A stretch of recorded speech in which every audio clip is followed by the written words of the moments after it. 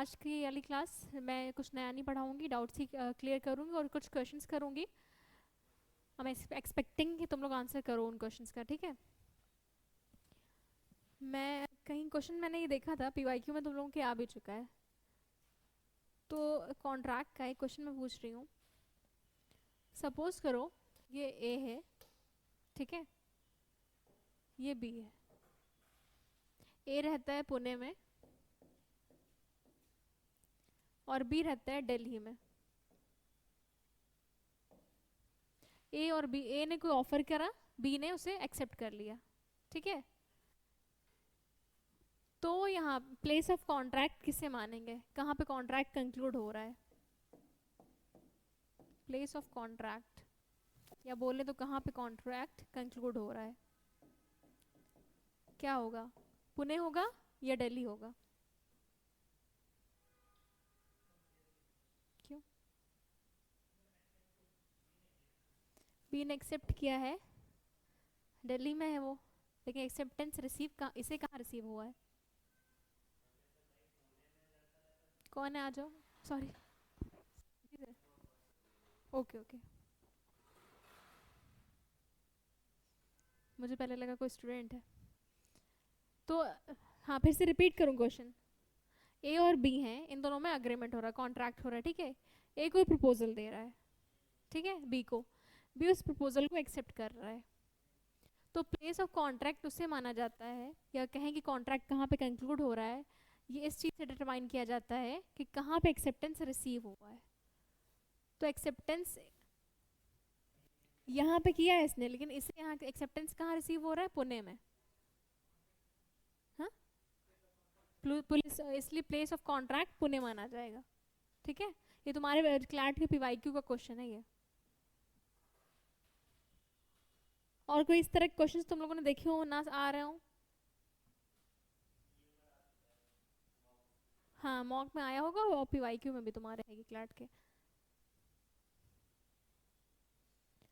अच्छा, ए ने, ठीक है, ये भी कॉन्ट्रैक्ट का क्वेश्चन है। ए ने बी को बाय लेटर कोई ऑफर दिया। कैसे, बाय लेटर, ठीक है। ये ऑफरर है, ऑफर कर रहा है ये, इसे एक्सेप्टेंस करना है बी को।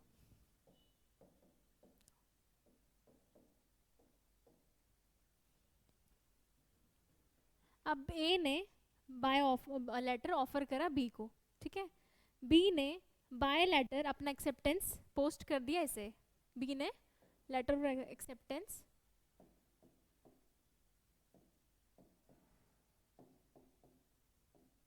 बाय पोस्ट,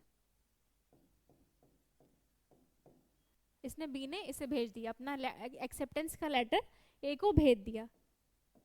लेकिन बीच में ही वो लेटर कहीं मिस हो गया, कहीं खो गया। अब क्या होगा।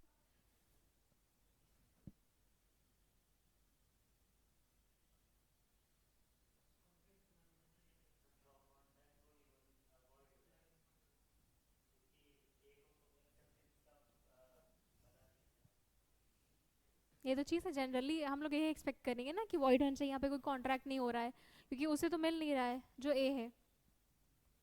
बट इसने अपनी तरफ से पोस्ट कर दिया, तो इसने पोस्ट किया तो बाय अगेंस्ट ए एक्सेप्ट, जो लेटर ऑफ एक्सेप्टेंस वो कंप्लीट हो रहा है, ठीक है। अब यहाँ पे बी कोई बाइंडिंग नहीं है यहाँ पे, लेकिन ए बाइंडिंग है, ए बाउंड हो जाएगा यहाँ पे।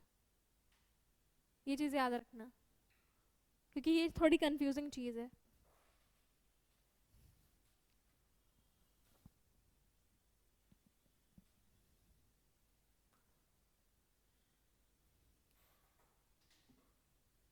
अच्छा, तो क्या एज गैप होना चाहिए, जो हम अडॉप्शन की बात करते हैं हिंदू लॉ में, अडॉप्शन की, adoption according to Hindu law.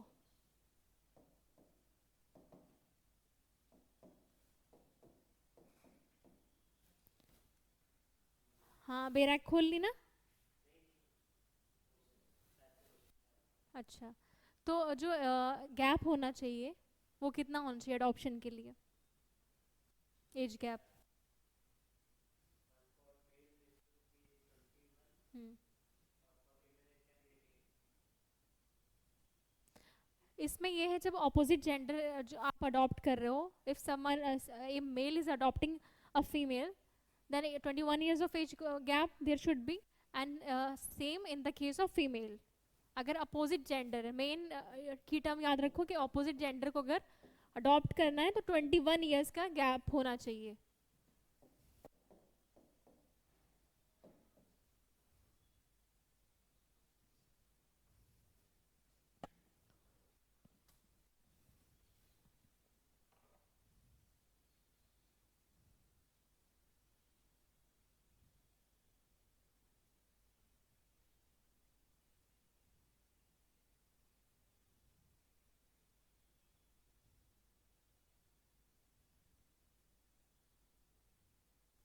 अच्छा, तो मुस्लिम लॉ में ब्लड रिलेशंस में मैरिज प्रोहिबिटेड है या वैलिड है, परमिसिबल है? हम्म. हम्म? अच्छा, अनुष्का बताएगी. ठीक है अनुष्का, तो जो है तुम्हारे लेट आने की पनिशमेंट है कि मुस्लिम लॉ के अकॉर्डिंग ब्लड रिलेशंस में मैरिज प्रोहिबिटेड है या परमिसिबल है?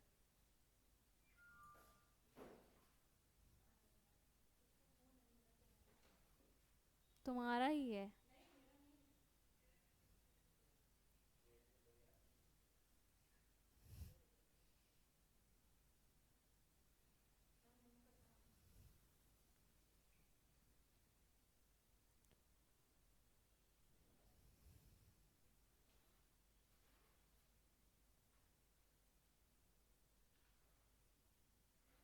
निखिल तुम बताओ. मुस्लिम लॉ में ब्लड रिलेशंस में मैरिज प्रोहिबिटेड है या नहीं?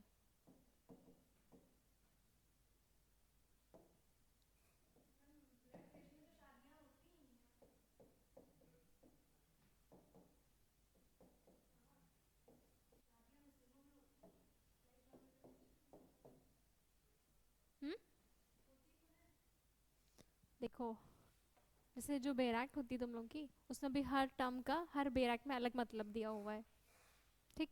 जैसे डाइवोर्स के मुस्लिम लॉ में भी कई सारे डाइवोर्स है ना, लेकिन जब वो तुम्हारा जो 2019 वाला एक्ट है जो ट्रिपल तलाक पे आया है, उसमें डाइवोर्स की डेफिनेशन दे रखी कि इस एक्ट में जहाँ भी हम डाइवोर्स की बात करें उसका मतलब है ट्रिपल तलाक. तो blood relation according to Muslim law, real children मतलब same brother and sister from the same parents, जिनके पेरेंट्स मम्मी पापा सेम है, उन्हें हम बोलते हैं ब्लड रिलेशन. तो उनमें परमिसिबल नहीं, उसमें वॉइड हो जाएगी शादी वो.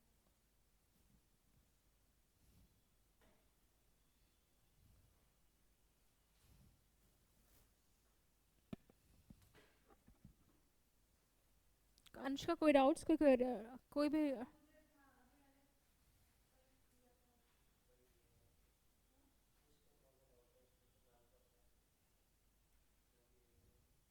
हम्म? अच्छा, एक बच्चे ने मुझसे सवाल किया कि ma'am according to Hindu law, Hindus जो है बस हिंदू को अडॉप्ट कर सकते हैं, then what about the non Muslim children?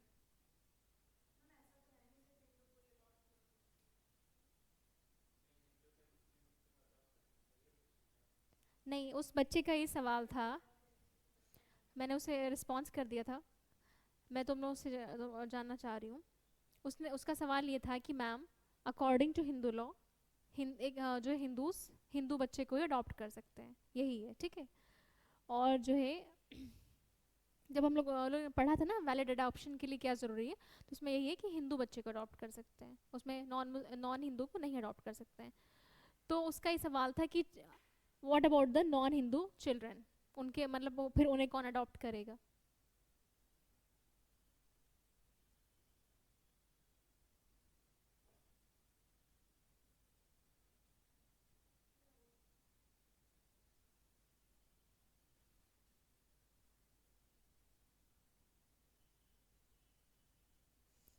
एक और उस बच्चे का सवाल था कि क्या मुस्लिम्स अडॉप्ट कर सकते हैं, इनके लिए कोई लॉ है, कोई लेजिस्लेशन?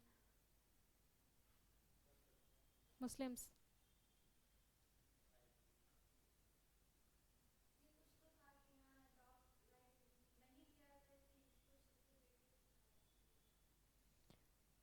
देखो, जो पहला मैंने क्वेश्चन तुम लोग से बोला कि ये जो है हिंदूज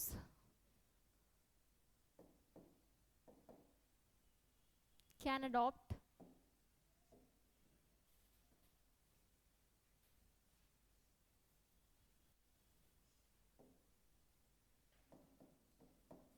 ओनली अ हिंदू चाइल्ड।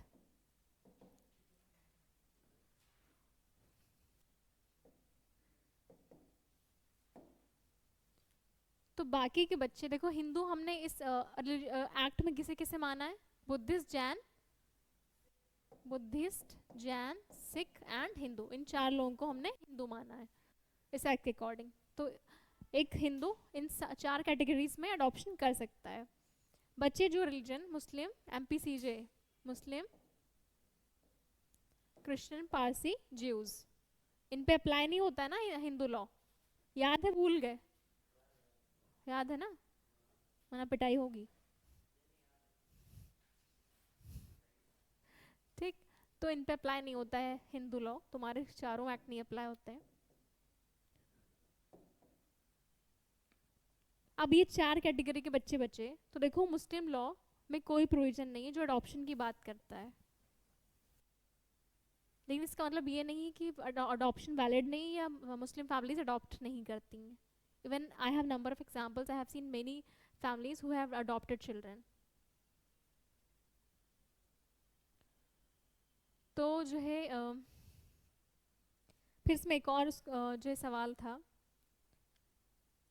कि अच्छा बताओ, जब भी कोई अडॉप्ट करता है, जैसे इसमें हिंदू बच्चे को अडॉप्ट करते हैं, तो उसने ये सवाल किया कि मैम जब एक मुस्लिम अडॉप्शन कर रहा है तो क्या वो नॉन मुस्लिम बच्चे को अडॉप्शन में ले सकता है?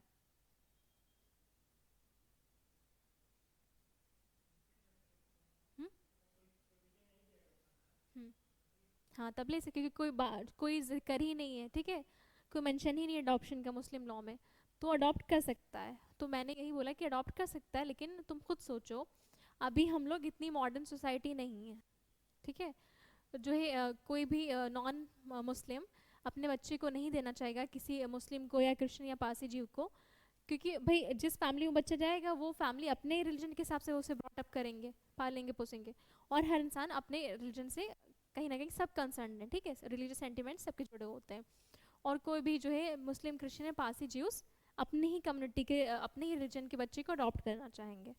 और जो है अभी अपनी फैमिलीज इतनी भी मॉडर्न नहीं हुई कि जब अभी इंटर रिलीजन या इंटर कास्ट मैरिजेस तो बहुत हार्डली कुछ ही फैमिलीज अलाउ करती हैं, तो वो फिर अडॉप्शन तो अलग ही बात हो गई, है ना। इसीलिए तो कई अगर डिफरेंट रिलीजन या डिफरेंट कास्ट में क्यों नहीं, जो पेरेंट्स जो मान चाहते हैं कि जाए हमारा बच्चा या बच्ची, क्योंकि वो चाहते हैं कि हमारे जो रिचुअल्स हैं वही फॉलो हो।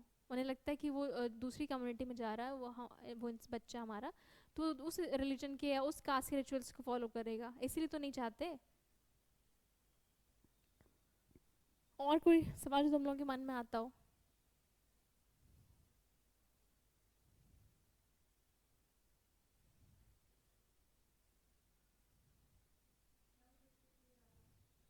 क्या 53? हम्म अच्छा,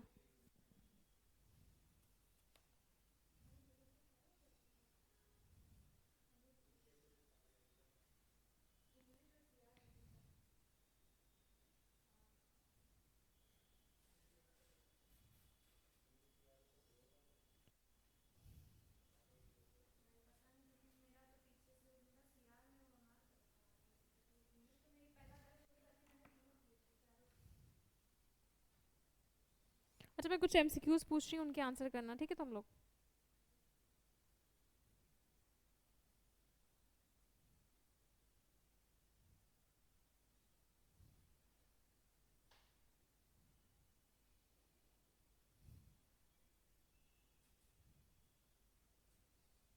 the children born out of a void Hindu marriage are in the eye of law। वो चिल्ड्रन जो वॉइड हिंदू मैरिज से जिनका बर्थ हो रहा है, जिन्हें बर्थ हो रहा है, उन्हें लीगली क्या माना जाता है? Option A illegitimate, option B legitimate, option C illegitimate having no rights in ancestral property, option D legitimate but having right of inheritance limited to their parents property only. कौन सा ऑप्शन सही होगा? ए क्या है? तो दोनों दोनों बिल्कुल ऑपोजिट बता रही हो. ए में लिखा है इलेजिटिमेट. नहीं बेटा. Children born out of a void marriage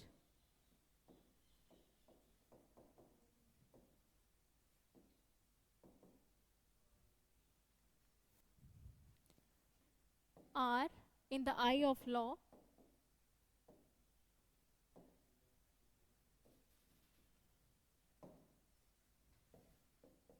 illegitimate. Option 2, legitimate.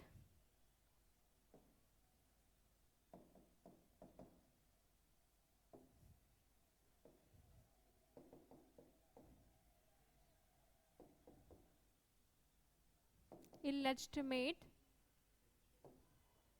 having no right in ancestral property.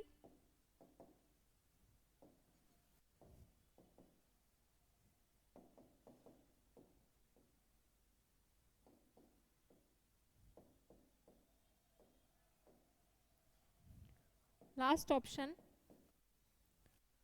legitimate,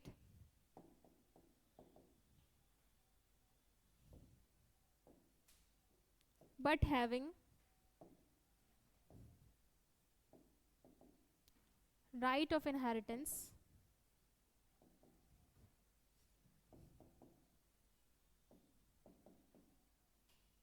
from their parents property only. बताओ कोई लोग आंसर.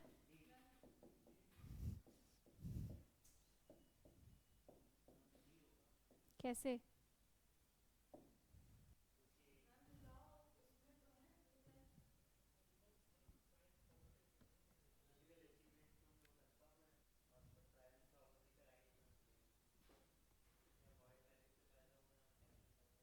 Option D.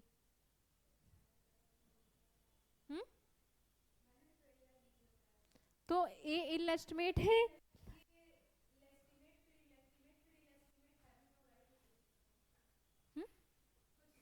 बोलो बोलो. ओके.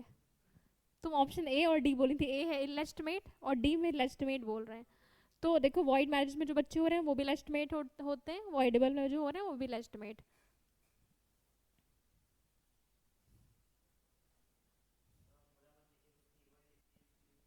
हाँ हाँ.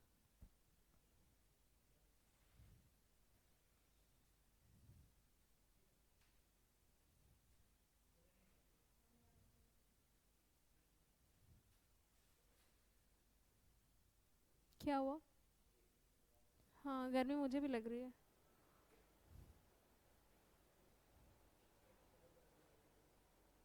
अच्छा जो सेक्शन 15 है हिंदू मैरिज एक्ट 1955 का, सेक्शन 15 ये बताता है कि डाइवोर्स पर्सन कब दोबारा शादी कर सकते हैं. Divorced person when may marry again. तो बताओ तुम लोग कब दोबारा शादी कर सकते हैं divorced person? Hindu Marriage Act, Hindu में.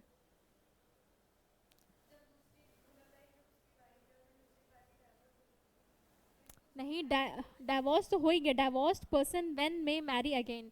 डाइवोर्स पर्सन जो है जिनका डाइवोर्स हुआ है कब वो दोबारा शादी कर सकते हैं, मतलब किसी और से जब करनी है उन्हें.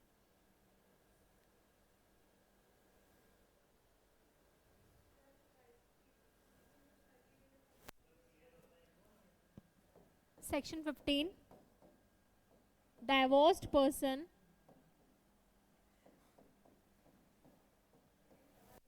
when may marry again.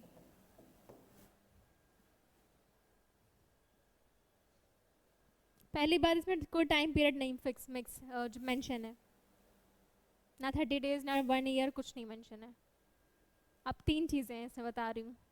एक ये, या तो राइट ऑफ अपील ना हो जो डिक्री पास हुई है डाइवोर्स की, या तो अपील करने का राइट है लेकिन आपने अपील नहीं किया और टाइम पीरियड ख़त्म हो गया, या अपील आपने फाइल करी बट अपील रिजेक्ट हो गई। हाँ, बी वाला नहीं, ये तीनों एसेंशियल है सेक्शन के।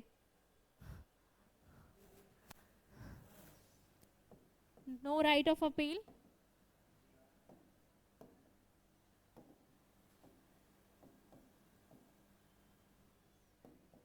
टाइम लैप्स्ड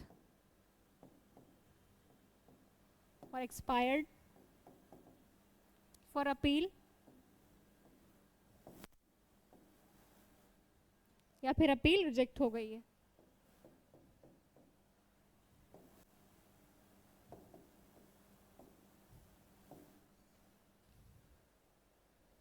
सब लिखे हो तुम लोग, ये लोग ये सब?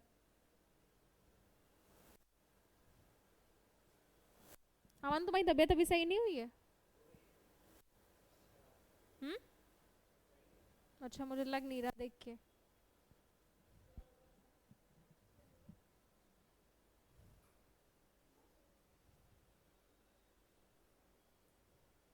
क्या निखिल?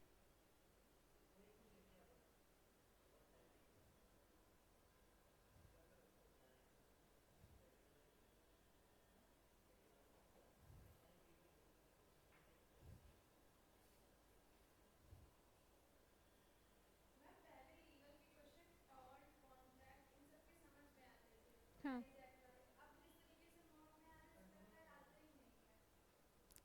जो अपनी कोचिंग का मॉक लेके आई हो? अच्छा, अभी देखती हूँ, ठीक है।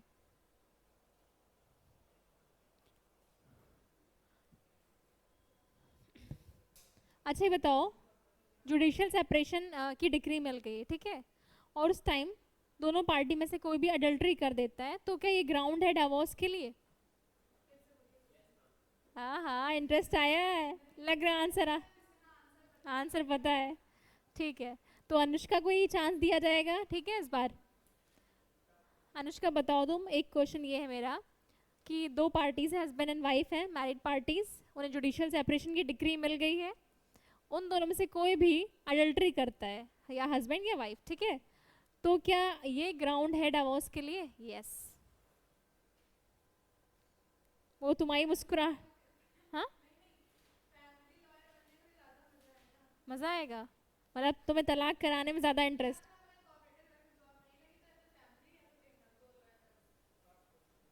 या तो क्रिमिनल्स को बचाना है, या तो डाइवोर्स कराना है। अच्छा,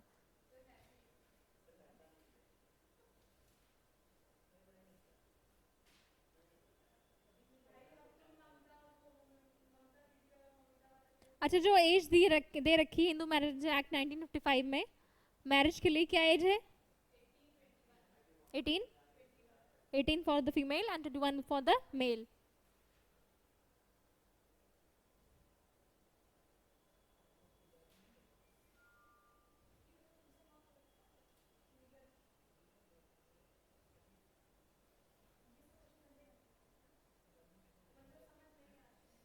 अच्छा बताओ, अ, अगर शादी हो गई, किसका फोन है ये? साइलेंट वाइब्रेशन है, या साइलेंट पे करो उसे। ये बताओ, जो सेक्शन 5 है हिंदू मैरिज एक्ट 1955 का, उसमें एसेंशियल्स दे रखे हैं for a valid Hindu marriage, ठीक है, तो जो उसमें एसेंशियल्स दे रखे हैं, एक तुम्हारा है स्पाउस लिविंग ना हो, एज दे रखा है, age of majority for the marriage, सब in the relationship, prohibited degree, unsound mind, consent, ये सब चीज़ें। तो जो एज वाला दे रखा है, अगर सपोज करो किसी कोई माइनर है, उसकी शादी हो गई, तो मैरिज वैलिड होगी या नहीं होगी, या वॉइड होगी, क्या होगी? हम्म,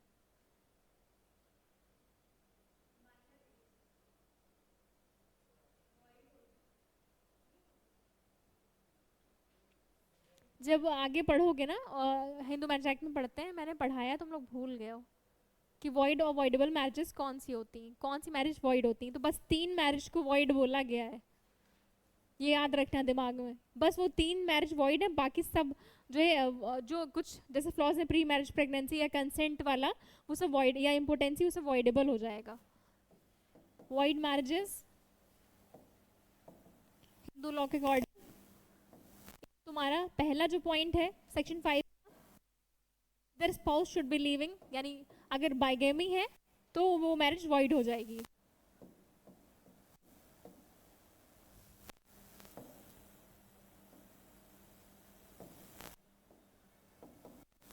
एक तुम्हारा हो गया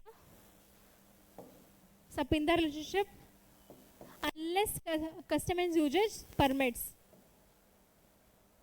और एक हो गया प्रोहिबिटेड डिग्री। इन तीनों कंडीशन में मैरिज वॉइड होती है।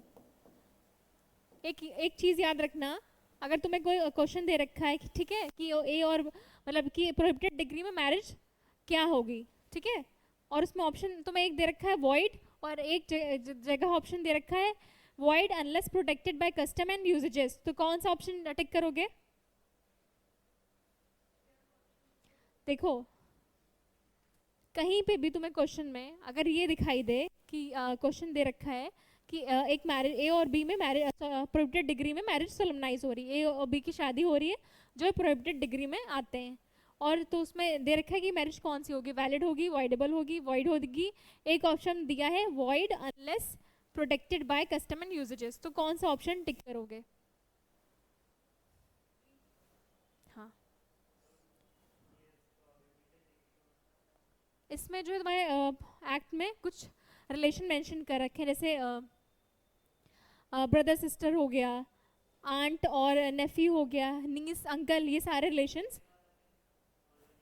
सपिंदा वो जो 3 generation from the mother and 5 generation from the father वाला, ठीक है। तो इन दो चीज में याद रखना, तुम्हारी बस ये तीन मैरिज ही वॉइड मैरिज होती हैं, इतना दिमाग में बिठा लो। तो यानी बाकी जो है जैसे वो लेकिन चाइल्ड मैरिज वैलिड है, वो जो है एज जब तक हुई नहीं है तब तक उसे कोई रोक भी सकता है। जैसे कॉन्ट्रैक्ट में हम लोगों ने पढ़ा था restrain of marriage is void. हाँ हाँ, वॉइड मैरिज नहीं है, लेकिन लड़की के लिए अगर लड़की माइनर है उसके लिए प्रोविजन है ना कि अगर जो है वो माइनर उसकी शादी हो जाती है हिंदू लॉ में, जब ग्राउंड्स हम पढ़ेंगे डिवोर्स के तो उसमें ग्राउंड्स में ही मेंशन है, तो वो रिप्यूडिएट कर सकती है 18 की होने से पहले, मैरिज कंज्यूमेट हुई हो या नहीं, ये वैलिड है। ये चीज़ भी दिमाग में मेरे अभी चाहे लिख लो, क्योंकि ये सब चीज़ें ये लिखा है ठीक है, क्योंकि सब चीज़ें कंफ्यूजिंग लगती हैं, क्योंकि जो है एक तरह से परमिसिबल नहीं है, ठीक है। एसेंशियल कंडीशंस में भी दे रखा है, और वैसे भी child marriage is not allowed, but एक बार हो जाती है शादी तो वो वैलिड है ना, वो वॉइड है ना वॉइडेबल है। बस ये 3 मैरिज जो तुम्हारा है, neither spouse should be living यानी बाइगेमी वाला पॉइंट, और सपिंदा रिलेशनशिप और प्रोहिबिटेड डिग्री, बस ये 3 मैरिजेस तुम्हारी वॉइड हैं।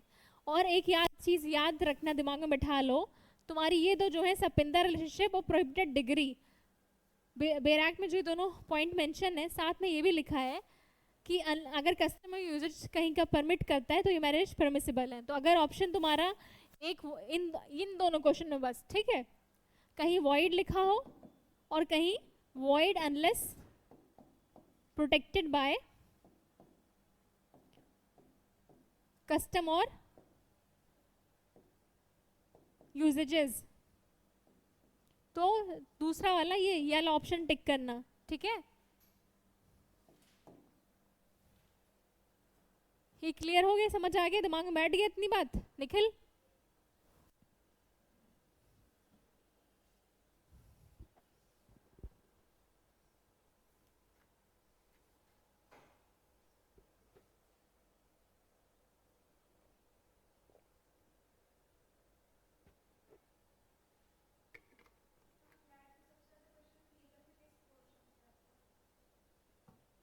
देखो जो भी जो देखो उन्होंने सिलेबस नहीं दे रखा है कोई, लेकिन अभी तक जिन सब्जेक्ट से आते हैं क्वेश्चन उसमें से कभी भी किसी से भी ज़्यादा आ सकता है।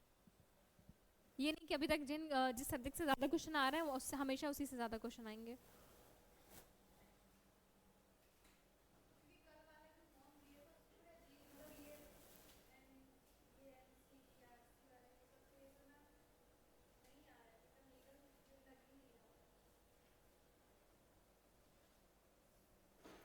दिखाओ। अच्छा अच्छा, हाँ वो भी डिस्कस करती हूँ।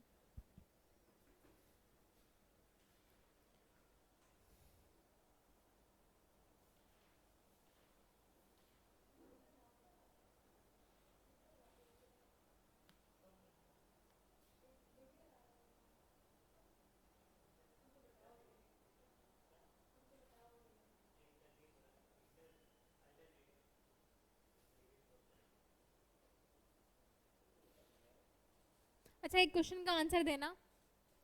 Which of the following is a ceremony without the performance of which a Hindu marriage is considered null and void? Option uh, Katyayalan, option B Saptapadi, option C Sindoor Dan, option D none of the above.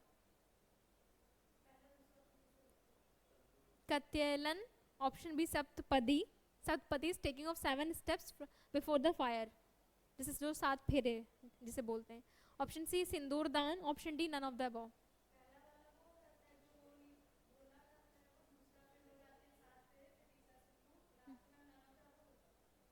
क्योंकि section 7 जो है तुम्हारा, जो ceremonies of Hindu marriage की बात करता है, उसमें कोई सेरेमनी मेंशन नहीं की है कि यही सेरेमनी हो तभी हम मैरिज को वैलिड मानेंगे. बट उसमें ये मेंशन किया है कि अगर कोई हिंदूज में जहाँ पे, जैसे मोस्टली मैंने तो ये देखा कि 7 स्टेप्स आई थिंक सब में ही होते हैं, ठीक है. तो अगर 7 स्टेप्स किसी कम्युनिटी में हिंदू में कोई लोग जो फॉलो करते हैं 7 स्टेप्स को मानते हैं कि भाई ये ज़रूरी है मैरिज को कंप्लीट और बाइंडिंग बनाने के लिए, तो जैसे ही 7वां फेरा होता है वो वैसे ही वो मैरिज कंप्लीट और बाइंडिंग हो जाती है. तो 7 सेक्शन जो है, सेक्शन 7 हिंदू मैरिज एक्ट का, उसमें कोई भी कंडीशन नहीं दे रखी कि ये कंडीशन फुलफिल हो तभी हम मानेंगे कि मैरिज ये कंप्लीट या बाइंडिंग हुई है.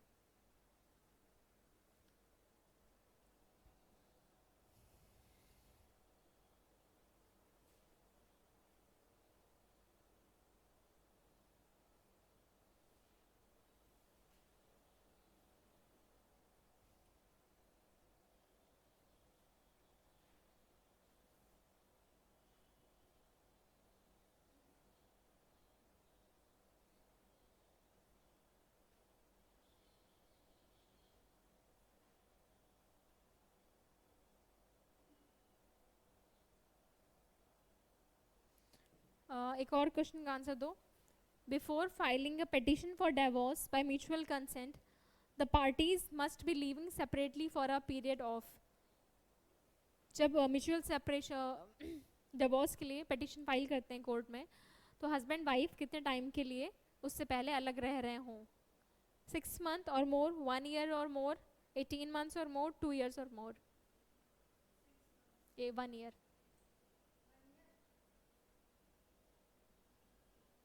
इसमें जो है पार्टीज जाती हैं कि हम 1 साल या 1 साल से ज़्यादा हो गया, हम दोनों एक साथ अलग अलग रह रहे हैं और हम आगे नहीं रहना चाहते हैं, हमारा आपस में गुजारा नहीं, हम म्यूचुअली डिवोर्स चाहते हैं.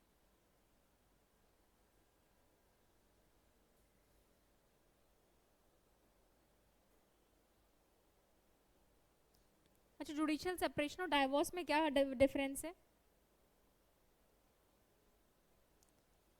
जुडिशियल सेपरेशन और डाइवोर्स में क्या डिफरेंस है?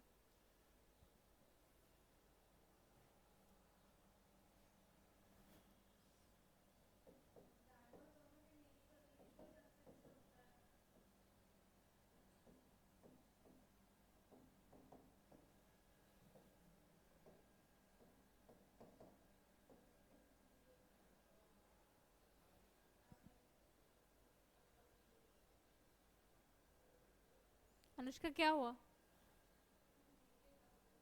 अच्छा,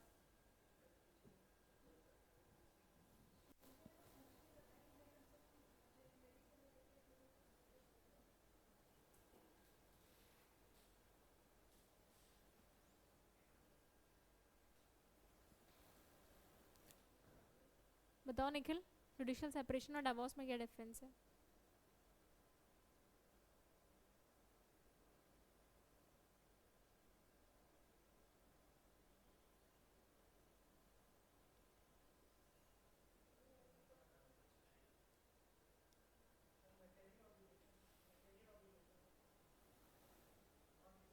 हम्म.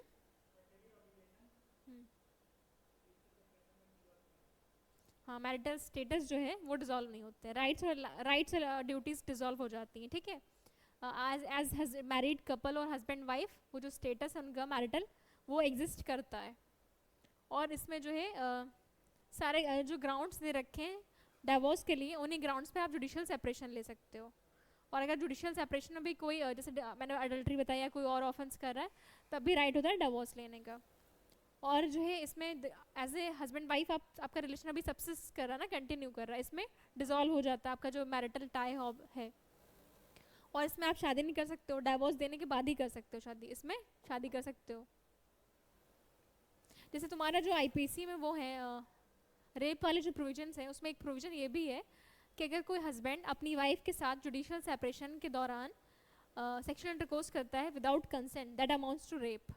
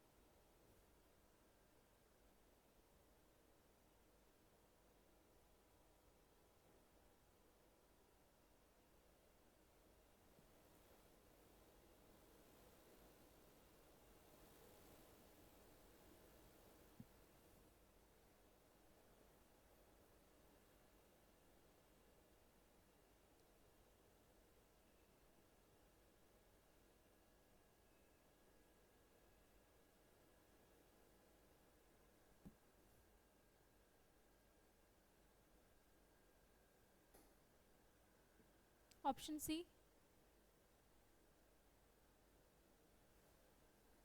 देखो एक मिनट, 53 का।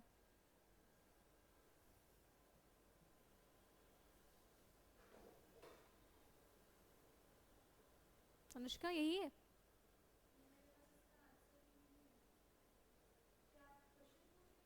आंसर बता रही हूँ।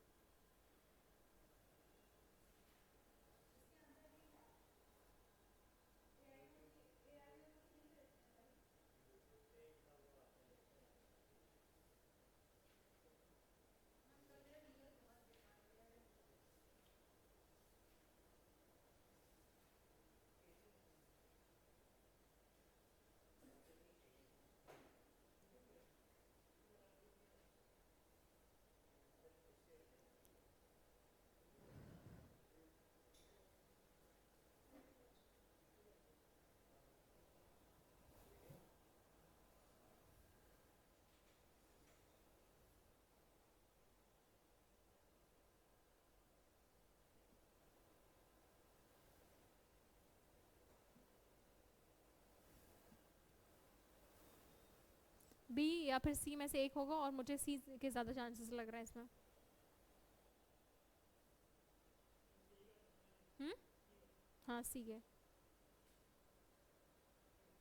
क्योंकि तुम एक चीज़ ये देखो ना कि तुम्हारा जो फोर्थ ऑप्शन है, ठीक है, उसमें बोला है कि जो है वो कंपनी जो है उसे लीगल पर्सन वो कंसीडर करा जा सकता है, बट कंप्लेंट नहीं मेंटेनेबल है बिफोर द NCDRC, क्योंकि कंसिडरेशन एडवोकेट नहीं था, एडवोकेट, ठीक है। और कॉन्ट्रैक्ट में हम लोगों ने पढ़ा है कि कंसिडरेशन एडवोकेट हो या ना हो डजेंट मैटर, बट ऐसा हो जिसकी लॉ की नज़रों में कोई वैल्यू हो और रियल हो, इल्यूजनरी ना हो, ठीक है। तुम्हारा ऑप्शन डी ऐसे ही गलत हो गया। समझ आई चीज़? फिर से रिपीट करूं?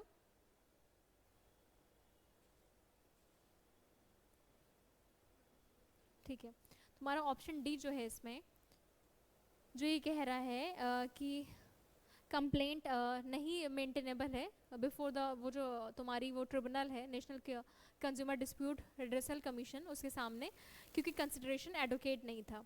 और कॉन्ट्रैक्ट में हम लोगों ने पढ़ा है कि कंसिडरेशन एडवोकेट हो या ना हो, बस रियल होना चाहिए, इल्यूजनरी ना हो, और उसकी जो है लॉ की नज़रों में वैल्यू होनी चाहिए, ऐसा होना चाहिए जिसकी वो जो वैलिड हो, ऑथेंटिक हो, चाहे वो कम हो चाहे ज़्यादा हो। तुम्हारा ये ऑप्शन ऐसे ही गलत हो गया, ठीक। अब ये क्लियर हो गया वाला ऑप्शन। अब बचे तीन ऑप्शन। तो तीन ऑप्शन में वो स्टे क्यों लगा रहा है सुप्रीम कोर्ट, क्योंकि लीगल कुछ लीगल फॉल्ट्स की वजह से। तो इसलिए ऑप्शन सी ज़्यादा सही है कि ABZ is limited is aggrieved due to violation of the terms of the contract and therefore lacks a cause of action to file a complaint before. और तुमने एक चीज़ देखो कि जो है लैक ऑफ कॉन्ट्रैक्ट हो रहा है, तभी जो सुप्रीम कोर्ट इस पे स्टे लगा रहा है, एक चीज़ तुम्हारा ये पॉइंट हो गया। प्लस तुम ये चीज़ देखो कि जो एक जो नेशनल कंज्यूमर रिड्रेसल कमीशन है, उसने इनकी कंप्लेन नहीं सुनी, तो जो है कोई फॉल्ट होगा, तभी तो ये जो है इनकी कंप्लेंट मेंटेनेबल नहीं है, इसलिए ऑप्शन सी है। और कोई क्वेश्चन? अमन तुम्हारा कौन सा क्वेश्चन था इसमें? हाँ,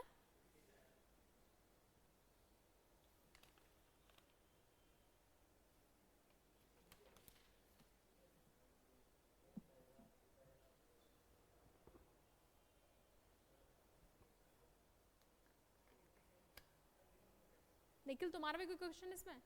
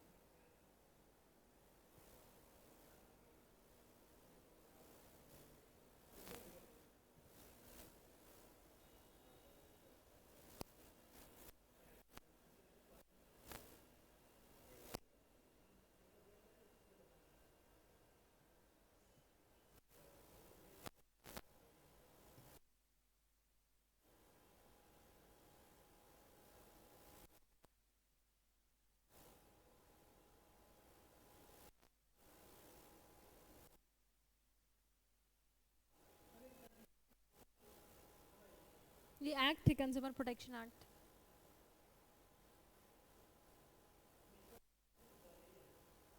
जैसे तो मैं बाकी लॉज है ना, वैसे ये भी एक लॉ है।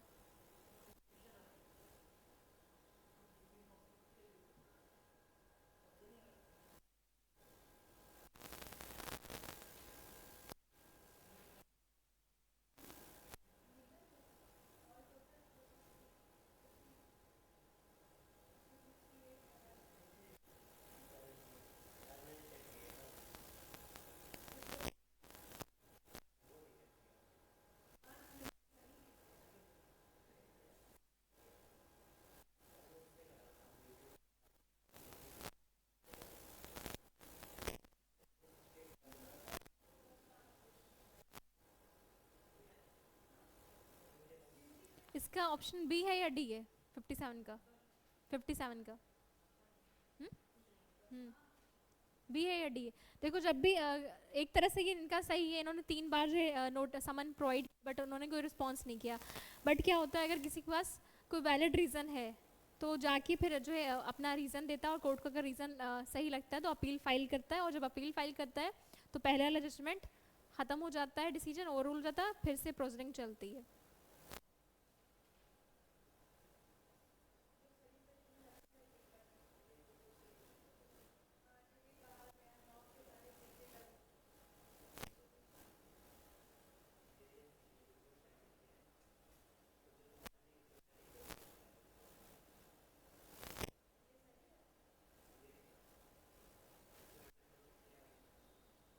बी होना चाहिए इसका। 57 का देखो।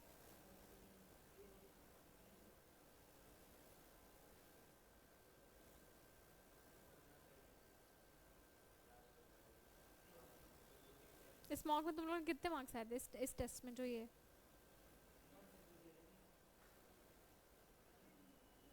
अच्छा।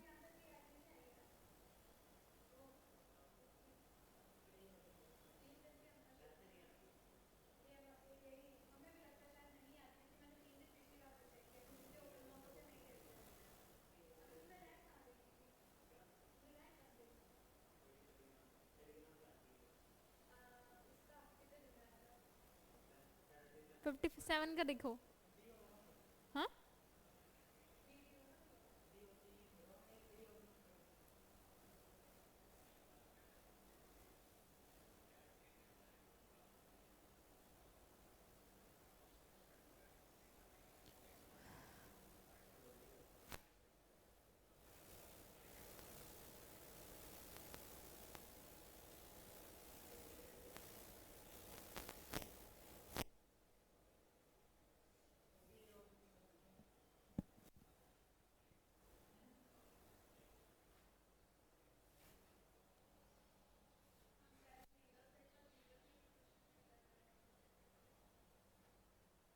हम्म।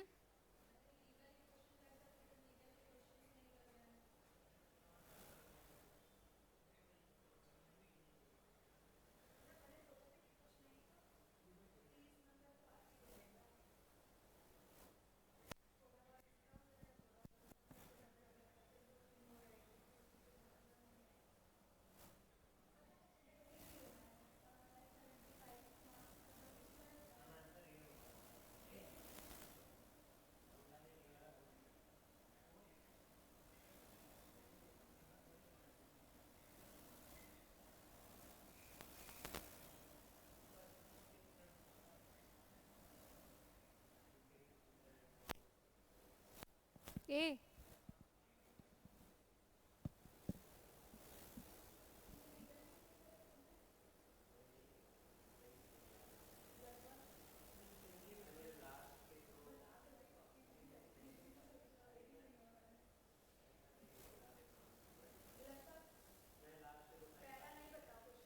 इसमें जो ऑप्शन ए है वो भी सही है, और बी जो है वो भी सही है, but according to the key अगर ए वाला है तो ए करेक्ट कर लो। क्योंकि ये भी ना कि जो पहला पैसेज में स्टार्टिंग बोला है ना कि एक्सपार्टी डिग्री को प्रमोट नहीं करता है कंज्यूमर प्रोटेक्शन एक्ट, लेकिन उन्होंने 3 बार समन भेजा, उसके बावजूद भी उन्होंने कोई रिप्लाई नहीं करा। और कोई क्वेश्चन इसमें?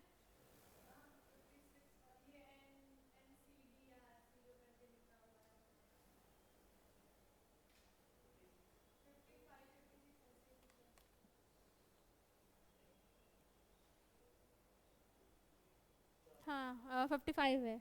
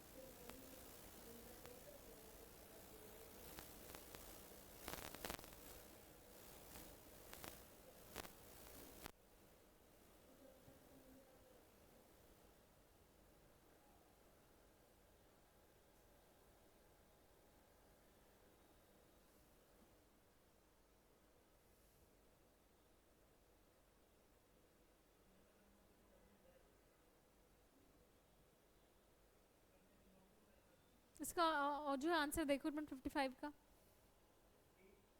55 का।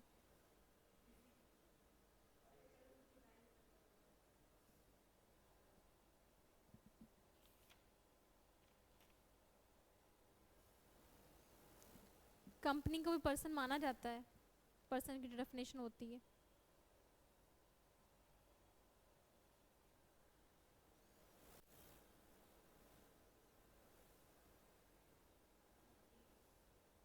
डी।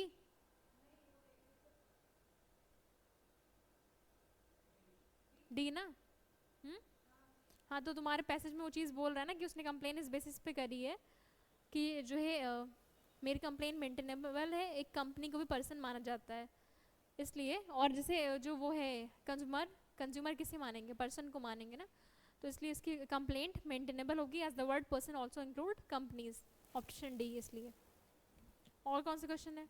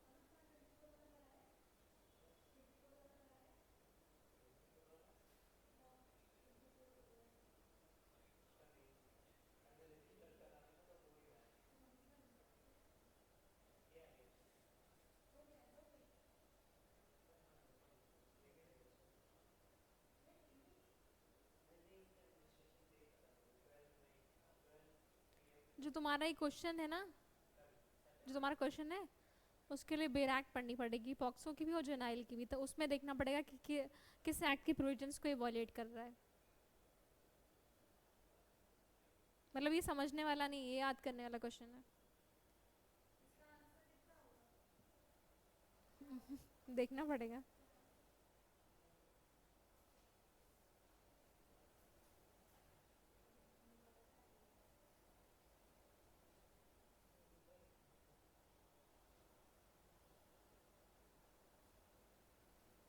बता रही हूँ।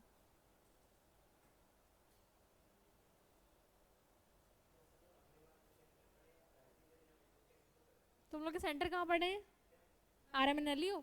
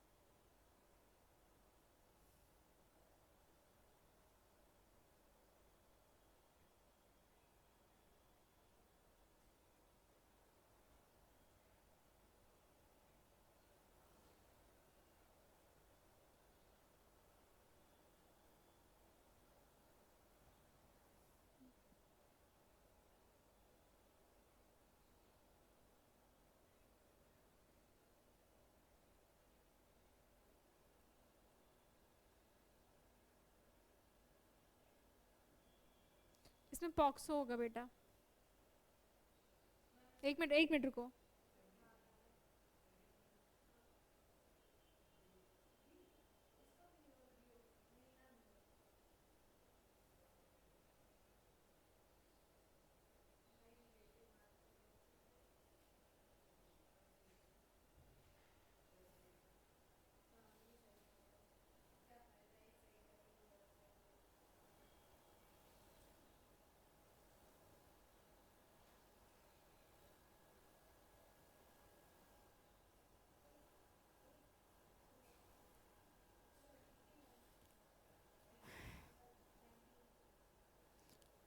इसमें पॉक्सो एक्ट होगा। इसमें लोकल पुलिस जो है वो वायलेट कर रही प्रोविजंस पॉक्सो एक्ट के।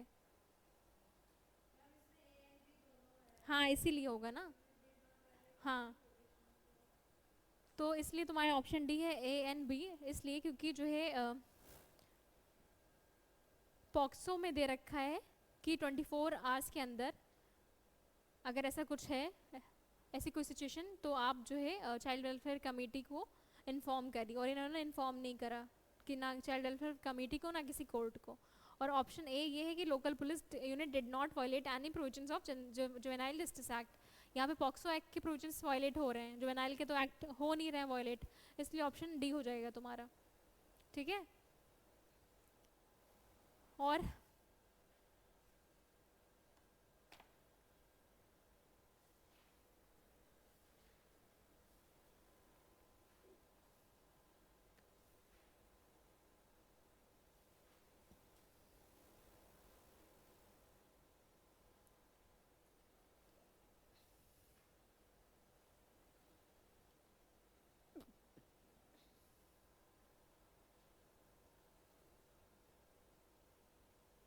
कोई क्वेश्चन?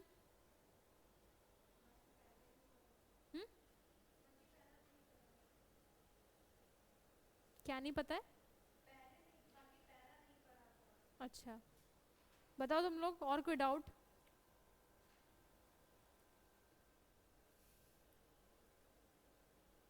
अमन?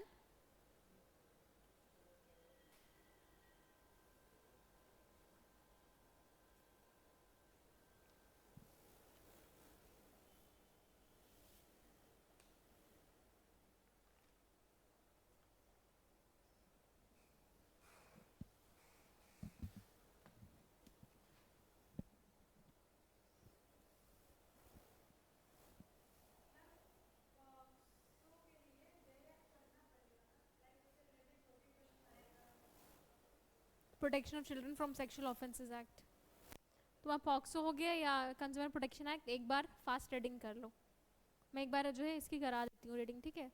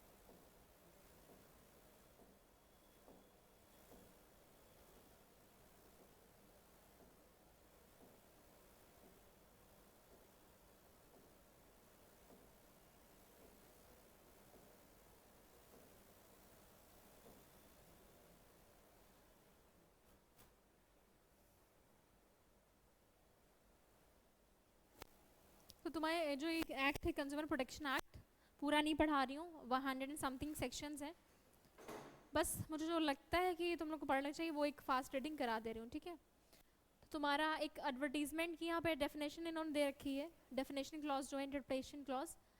एडवर्टीजमेंट मीन्स एनी ऑडियो और visual publicity, representation, endorsement or pronouncement made by means of light, sound, smoke, gas, print, electronic media, internet or website and includes any notice, circular, label, wrapper, invoice or such other document. तो advertisement की इन्होंने इतनी लंबी चौड़ी definition दे दी, वो किसी भी समझ लो किसी भी फॉर्म में, ठीक, ऑडियो है या वीडियो है या किसी जो है light, sound, smoke, gas, print, electronic medium, electron, internet या वेबसाइट, किसी भी फॉर्म में है, कहीं पे भी है, एडवर्टीजमेंट हो गया।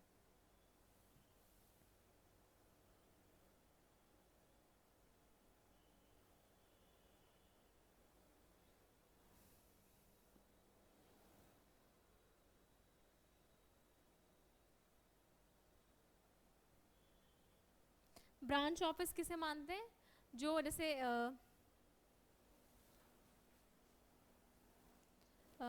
लेवल अप है, ये अपनी ब्रांच कहीं और खोले और कंसिडर करे उसे अपनी ब्रांच, ठीक है।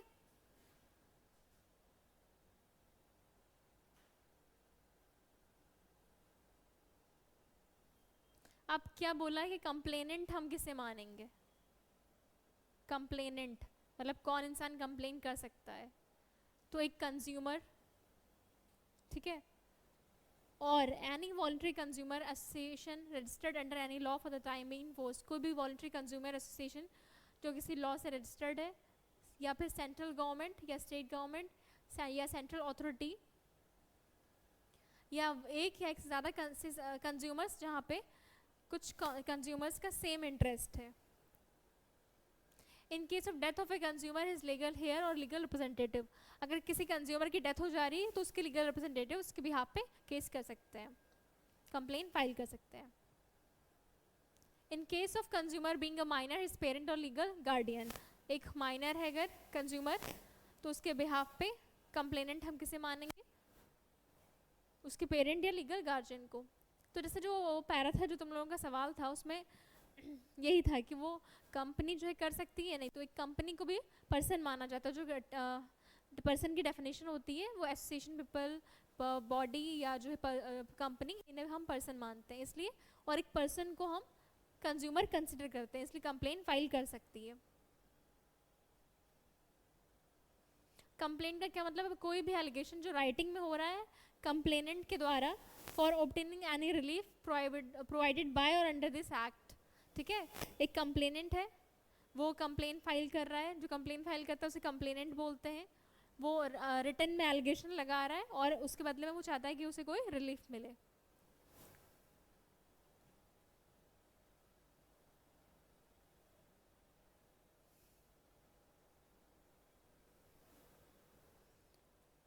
किन बेसिस पे कंप्लेन कर सकता है, किन फ्लॉज पे? कि कोई अनफेयर कॉन्ट्रैक्ट या अनफेयर ट्रेड प्रैक्टिस हुआ है, या जो एक या एक से ज़्यादा डिफेक्ट्स उसमें हुए हैं जो उन्होंने प्रोडक्ट लिया है, या प्रोडक्ट में जो चीज़ें वो क्लेम कर रहे थे कि हमारा प्रोडक्ट ऐसा है या ऐसा ही चीज़ें करता है, या ये फ्लॉज नहीं है बट उसका ऑपोजिट होता है, जो उन्होंने चीज़ें डिस्क्राइब करी हैं वैसा नहीं है।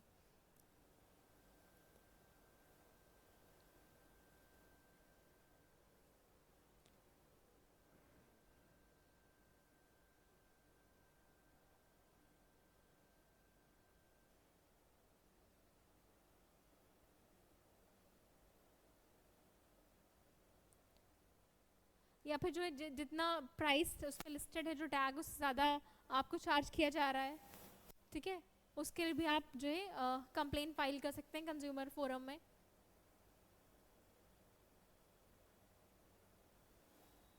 एक बार ये पढ़ लेना बस, ठीक है।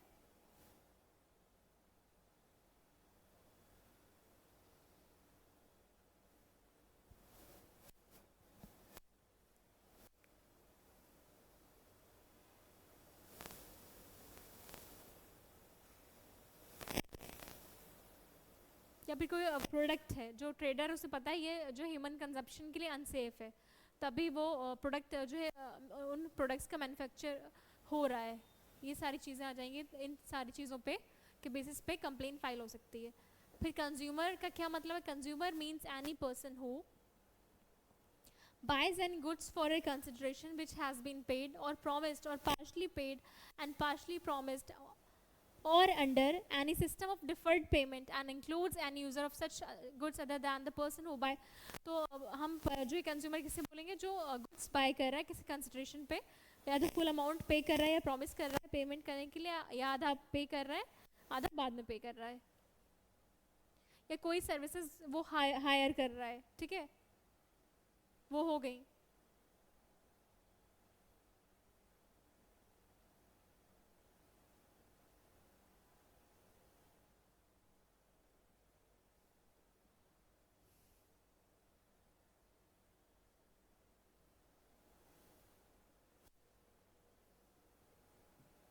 अब कंज्यूमर के क्या राइट्स हैं ये पढ़ लेते हैं हम लोग।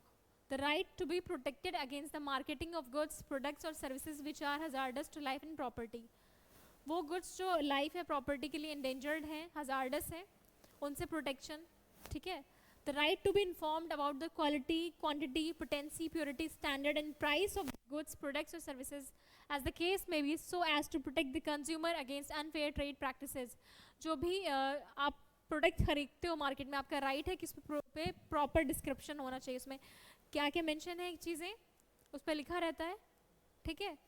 और जो एक प्राइस टैग, ये सारी चीज़ें आपका राइट है आपको जानना।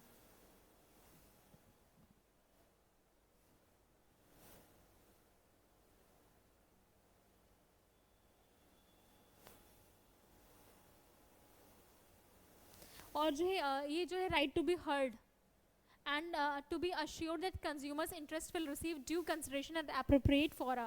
तुम देखोगे हर चीज़ के जो है कस्टमर केयर होता है, कस्टमर केयर नंबर होते हैं। जैसे कोई भी प्रोडक्ट खरीदते हो उस पर भी लिखा रहता है कि कस्टमर केयर का ये नंबर, टोल फ्री नंबर होते हैं। तो आपका कोई भी जो है क्वेरीज है कुछ भी है तो आप उससे रिजॉल्व कर सकते हो।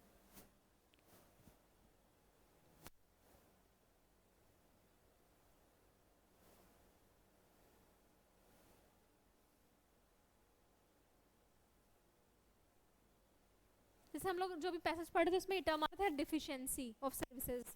तो डिफिशियंसी का मतलब है कोई फॉल्ट, इम्परफेक्शन या शॉर्ट कमिंग और inadequacy in the quality, nature and manner of performance which is required to be maintained by और under any law for the time being in force और has been undertaken to be perform by person in pursuance of a contract. मतलब एक contract में जो चीज़ें agree करी गई हैं करने के लिए, बट वो जो है उनमें कोई फॉल्ट आ रहा है, इम्परफेक्शन आ रहा है, या कोई शॉर्ट कमिंग आ रही है, या इन एडुकेसी आ रही है उसकी क्वालिटी में, परफॉर्मेंस की क्वालिटी में।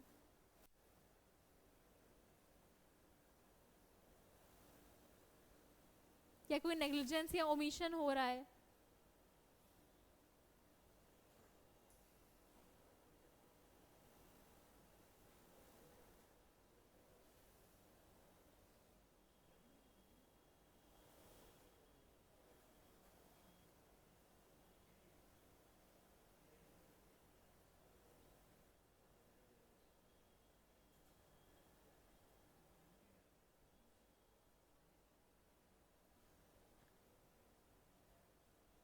अच्छा, जो हम लोग ये खरीदते हैं, ई कॉमर्स क्या हो गया? E commerce, electronic commerce, Myntra, Flipkart, Amazon, ये सब जो, ठीक है, ब्लिंकिट, बिग बास्केट, जेप्टो, हाँ, स्विगी, जोमेटो।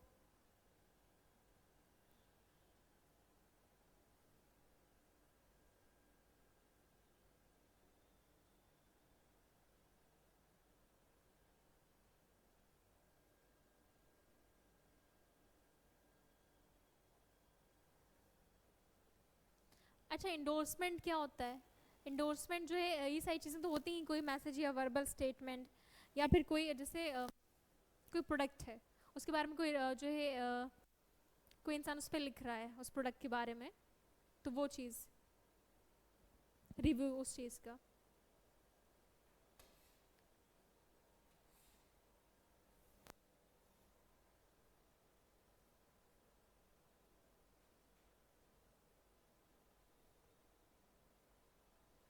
और गुड्स को हमने हर तरह की मूवेबल प्रॉपर्टी को गुड्स माना है, और बाकी जो डेफिनेशन है सेक्शन 3 में वो।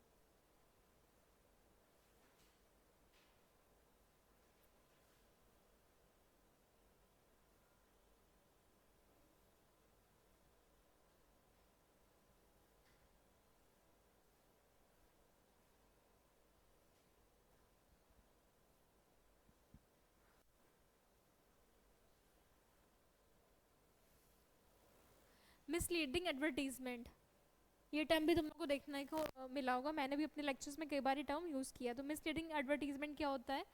Misleading advertisement in relation to any product और service means an advertisement which falsely describe such product और सर्विस, उस प्रोडक्ट या सर्विस को फॉल्सली डिपिक्ट किया जा रहा है, डिस्क्राइब किया जा रहा है।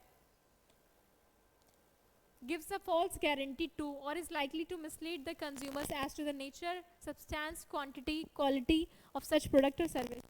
या false guarantee दी जा रही है या उसकी quality या quantity गलत बताई जा रही है, false depiction किया जा रहा है। अब जैसे कई सारे ड्रिंक्स हैं, ठीक है, बॉर्नवीटा वगैरह हो गए तुम्हारे, हॉर्लिक्स, उसमें क्या दिखाते हैं? तैयारी जीत की, और कैसे मोटिवेशनल सा दिखा रहे हैं कि वो बच्चा जीत रहा है। तो कहीं ना कहीं जो है डिपिक्ट कर रहे हैं कि हेल्दी ड्रिंक है, उसे जो है एनर्जेटिक है, एनर्जी आती है, हेल्दी है वो, उससे मतलब आपको सक्सेस मिलेगी। तो जो भी चीज़ें वो जो है डिस्क्राइब कर रहे हैं, या जैसे बहुत सारे एडवर्टीजमेंट हैं मेकअप के, उसमें भी तुम देखो कि वो क्रीम लगाने से 7 दिन में कोई गोरा हो जाता है, और ये सबको पता है जो जिसका ओरिजिनल कलर होता है वही रहता है, चेंज नहीं होता है वो, ठीक है। बहुत सारी चीज़ें ऐसी हैं, जैसे कई सीरम्स होते हैं उससे थोड़ा सा डिफर हो सकता है, बट चेंज किसी का नहीं हो सकता। तो ये सारे जो है सब मिसलीडिंग एडवर्टीजमेंट है। अपने जो एडवर्टीजमेंट के थ्रू जो ये दिखा रहे हैं वैसा होता नहीं है ओरिजिनली, तो ये मिसलीडिंग है, फॉल्स डिपिक्शन कर रहे हैं अपनी क्वालिटी का, या जो है ये कंसील कर, डेलिबरेटली कंसील इंपॉर्टेंट इंफॉर्मेशन को ये छुपा रहे हैं। और इसमें 3 तरह के फोरम होते हैं, ठीक है, जहाँ जहाँ हम जा सकते हैं अगर हमारे साथ कोई कुछ गलत होता है, हमें लगता है हमारे साथ ये चीज़ गलत हो रही है, तो हम अपनी कंप्लेन 3 जगह ले जा सकते हैं। एक है नेशनल डिस्प्यूट फोरम, फिर है स्टेट लेवल पे है, फिर है नेशनल लेवल, वो डिस्ट्रिक्ट लेवल पे है, फिर स्टेट, फिर नेशनल लेवल पे, 3 लेवल पे। पर्सन की डेफिनेशन दे रखी है, इंडिविजुअल, कोई फर्म है, रजिस्टर्ड हो या ना हो, Hindu undivided family, cooperative society, ये सारी चीज़ें, ठीक है।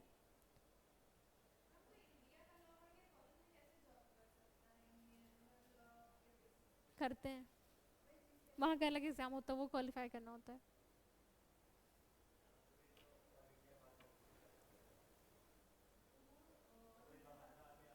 हाँ, यहाँ पे परमिसिबल है, अभी लास्ट कुछ टाइम पहले यहाँ पे बार काउंसिल ने अलाउ करा है।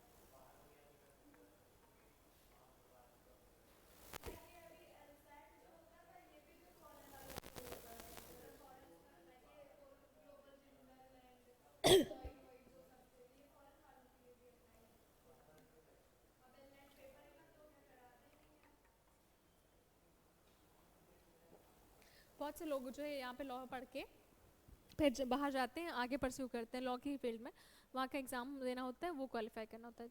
जैसे तुम ये भी चीज़ देखो, जो अपने वहाँ के स्टूडेंट्स हैं अगर मेडिकल वो करते हैं बाहर किसी अब्रॉड कंट्री से, उन्हें यहाँ के आके एक एग्ज़ाम क्वालिफाई करना पड़ता है, बिना उस एग्ज़ाम के यहाँ पे वो मेडिकल में प्रैक्टिस नहीं कर सकते हैं।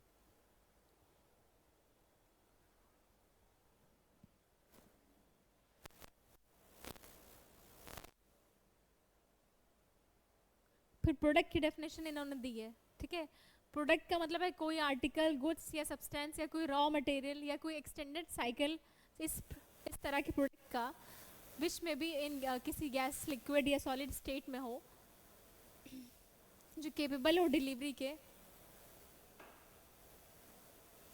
और जो ये प्रोड्यूस किया जा रहा है फॉर इंट्रोडक्शन टू ट्रेड और commerce but does not include human tissues, blood products and organs, इन्हें हम नहीं मानते हैं प्रोडक्ट, बाकी चीज़ों को प्रोडक्ट मानते हैं।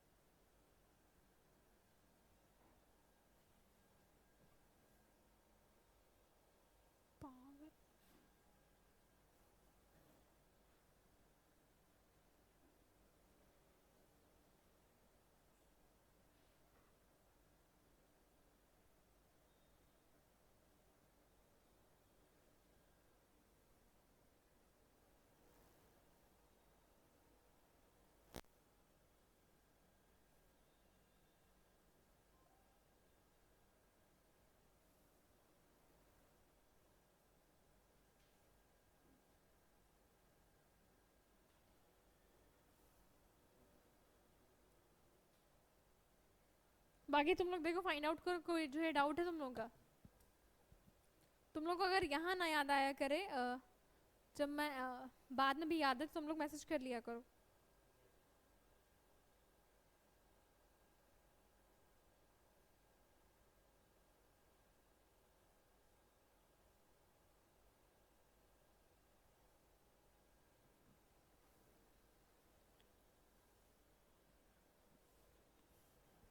मैं देखती हूँ और कोई प्रोविजंस इसके।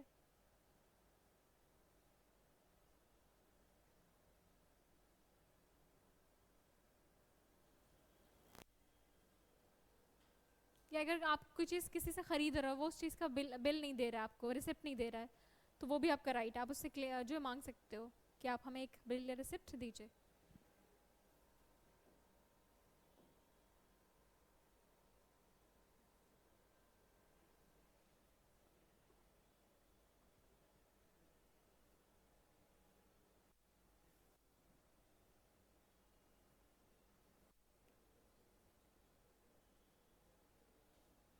या फिर जो है आपको जो है डिफेक्टिव गुड्स, जैसे अब ऑनलाइन हम लोग मंगाते हैं, कई बार गुड्स डिफेक्टिव भी हो जाते हैं, मिलते हैं, ब्रोकन होते हैं, तो अगर उन्हें वापस नहीं किया जा रहा है तो वो भी कंज्यूमर डिस्प्यूट हो गया वो।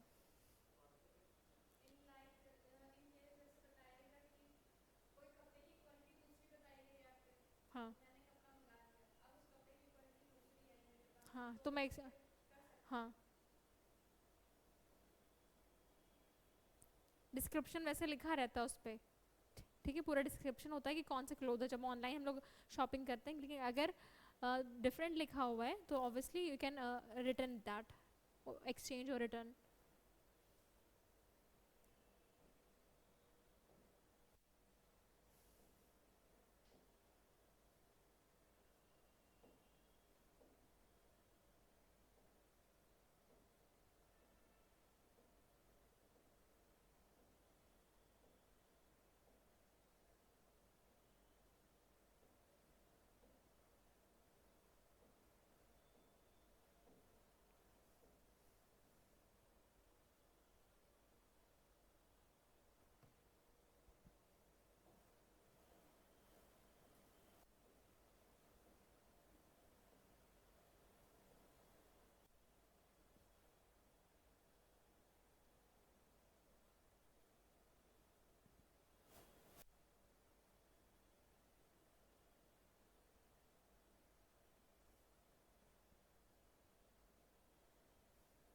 तो कोई कंप्लेन अगर करनी है, कोई वायलेशन हो रहा है कंज्यूमर राइट्स का, या अनफेयर ट्रेड प्रैक्टिसेस हो रही हैं, या कोई फॉल्स या मिसलीडिंग एडवर्टीजमेंट हो रहा है, तो हम कहाँ कंप्लेन करेंगे? या तो district authorities, sorry district collector को, या फिर commissioner of regional office of central authority को।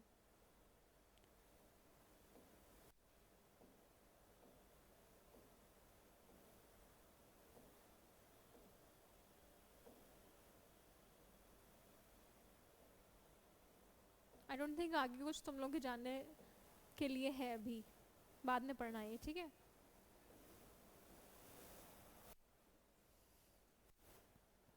और क्या पढ़ना है? अच्छा, क्रॉस ऑफर और काउंटर ऑफर में क्या डिफरेंस है?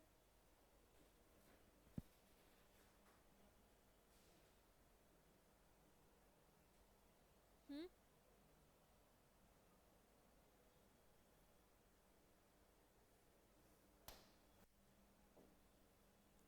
क्रॉस ऑफर और काउंटर ऑफर में क्या डिफरेंस है?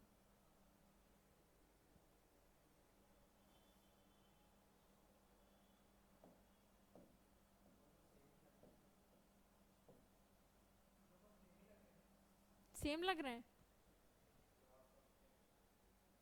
क्रॉस ऑफर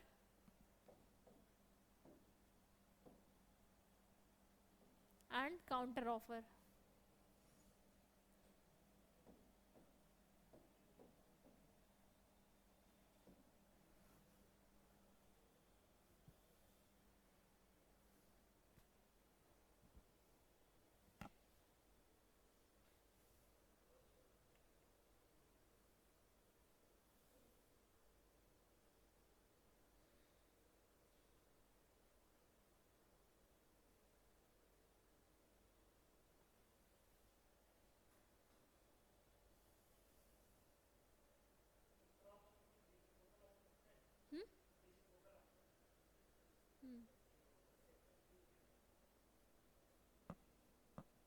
बता रही हूँ।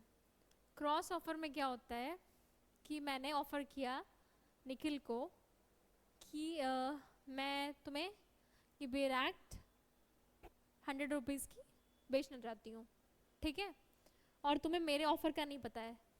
तुमने उधर से मुझे एक लेटर या एक मैसेज किया कि तुम मेरी ये बेरैक्ट 100 रुपये की खरीदना चाहते हो, ठीक है।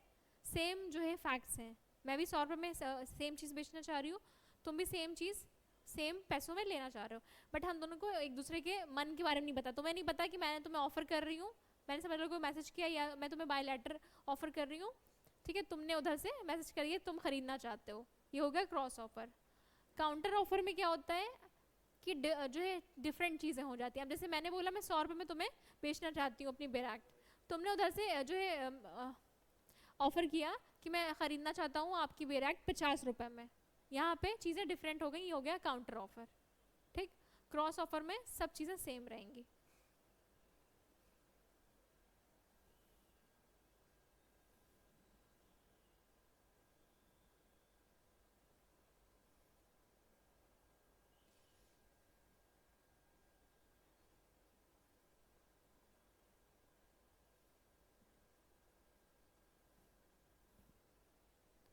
अच्छा बताओ, ऐसा क्यों बोलते हैं कि all agreements are not contract but all contracts are agreement? All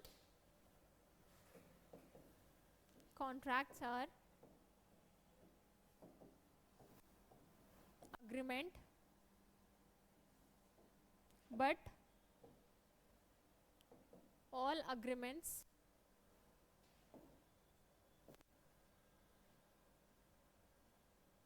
are not contract.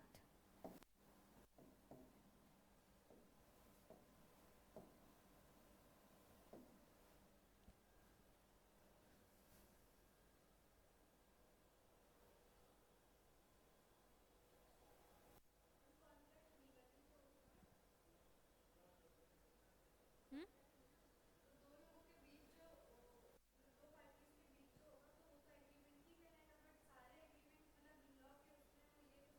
हाँ, सही जा रही हो। सारे एग्रीमेंट लीगल वैलिड नहीं होते हैं ना, इसीलिए। और कॉन्ट्रैक्ट हमेशा वैलिड होता है, कभी कॉन्ट्रैक्ट वॉइड नहीं हो सकता। अगर वॉइड है कोई एग्रीमेंट तो वो कॉन्ट्रैक्ट है ही नहीं, ठीक है, इसीलिए ये चीज़ कही जाती है।